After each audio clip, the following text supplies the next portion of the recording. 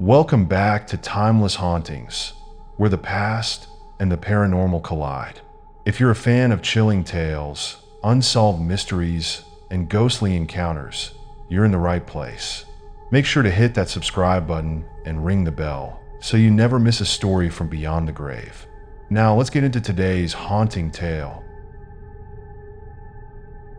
Our story begins in a sleepy little town on the south shore of Long Island, in a place called Amityville. The house that would become infamous sits at 112 Ocean Avenue, a large, sprawling Dutch colonial-style home with a distinctive eye-shaped window in the upper part of the front facade. It would become the setting for one of the most terrifying tales of paranormal horror ever to be reported. But before the house became known for its supernatural activities, it was just a home, a house that once belonged to the DeFeo family. The DeFeos were an ordinary American family, living the American dream in their spacious suburban home. But in 1974, that dream would be shattered in a horrifying way. On November 13th, 1974, the DeFeo family became the victims of a shocking and brutal massacre. Ronald DeFeo Jr., the eldest son of the family, went on a killing spree in the dead of night. Around 3:15 a.m., he methodically murdered his entire family, his father, mother, 2 brothers, and 2 sisters, while they slept in their beds. Each victim was shot with a .35 caliber rifle, execution style, in a crime so brutal that it shook the small town to its core. Strangely, none of the victims woke up or cried out during the attack, leading some to believe that they were all drugged or somehow paralyzed before the shooting. Ronald DeFeo Jr. was later arrested and convicted of the murders. He claimed that he had heard voices urging him to kill his family, though his defense was met with skepticism. In the aftermath, the house was left vacant for over a year. A grisly history had tainted it, but the next chapter was about to begin. In December of 1975, just over a year after the murders, a new family, the Lutzes, moved into the house. George Lutz, his wife Kathy, and their 3 children, Danny, Chris, and Missy, were eager to start fresh in their new home. The house, though large and beautiful, was priced far below its value, which was one of the reasons why the Lutzes were able to afford it.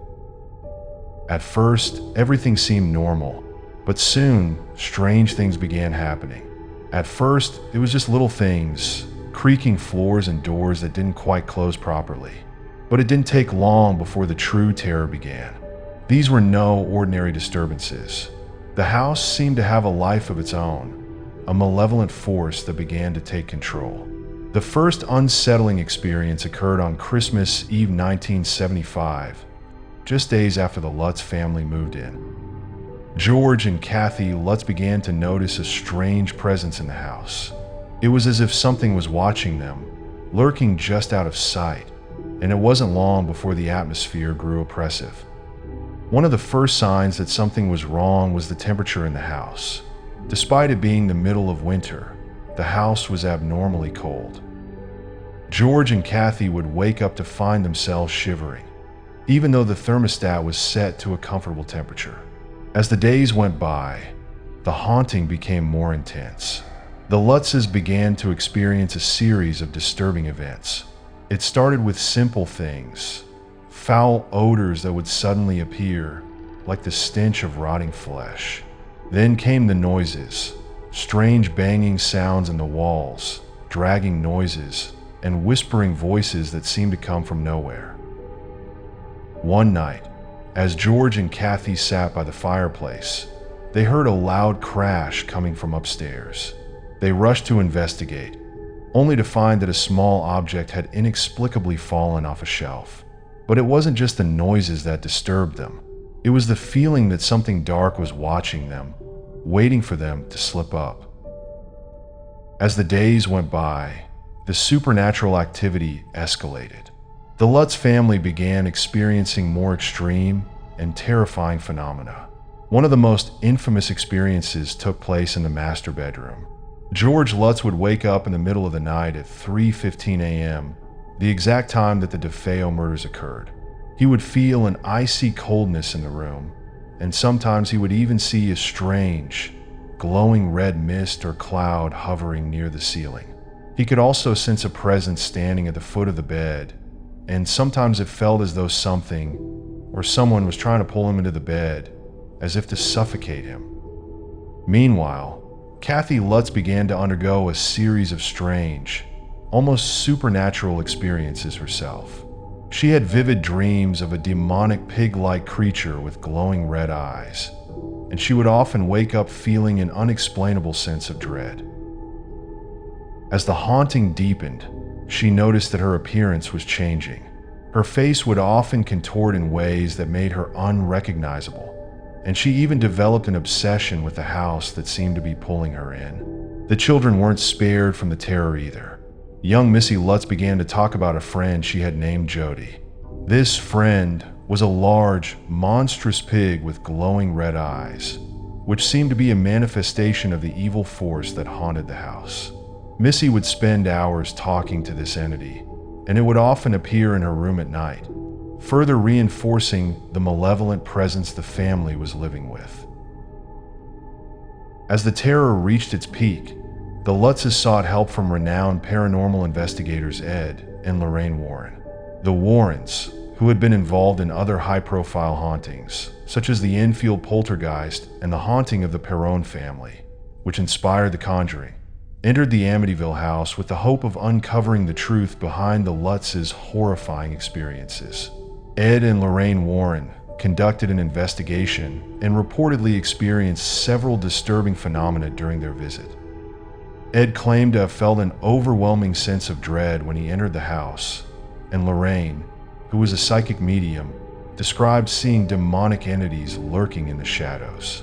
She even claimed that she was physically attacked by an unseen force. One of the most famous moments from the Warrens' investigation is the photograph that was taken during their time in the house. The photo shows a young boy, who was not present during the investigation, standing in the doorway with glowing eyes and a strange, shadowy figure hovering behind him. The photo has since become a key piece of evidence in the lore of the Amityville haunting. Despite their findings, the Lutz family ultimately decided to leave the house. They abandoned the property after just 28 days, leaving behind most of their possessions. Their departure was as sudden as it was dramatic. They never returned, and their lives were forever changed by the events they experienced. The Lutz family's brief time in the house became the subject of a best-selling book, The Amityville Horror, written by Jay Anson in 1977. The book was later turned into a movie in 1979, which introduced millions of people to the eerie story. Over the years, the Amityville Horror became a staple of paranormal lore and has been the inspiration for numerous films, documentaries, and investigations. But the truth behind the events of the Amityville Horror remains a subject of debate. Some skeptics have suggested that the Lutz family fabricated their experiences to make money, while others claim that the haunting was real and that the house was indeed cursed by the evil that had occurred there. Despite the uncertainty about the events that transpired, the legacy of the Amityville Horror endures.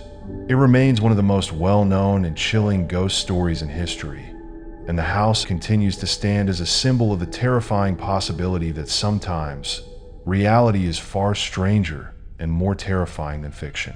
To this day, the Amityville Horror continues to captivate and terrify those who hear the story. Was it a case of paranormal activity, or was it all an elaborate hoax? Whatever the truth may be, the legend of the Amityville Horror remains one of the most iconic true ghost stories ever told, and it will likely continue to haunt our imaginations for generations to come. Thank you for joining us on this journey into the unknown. If you enjoyed today's story, don't forget to like, subscribe, and share it with anyone brave enough to hear it. Also leave a comment if you know any interesting stories that you want me to cover. And remember, the past is never truly gone. It's always waiting to be discovered.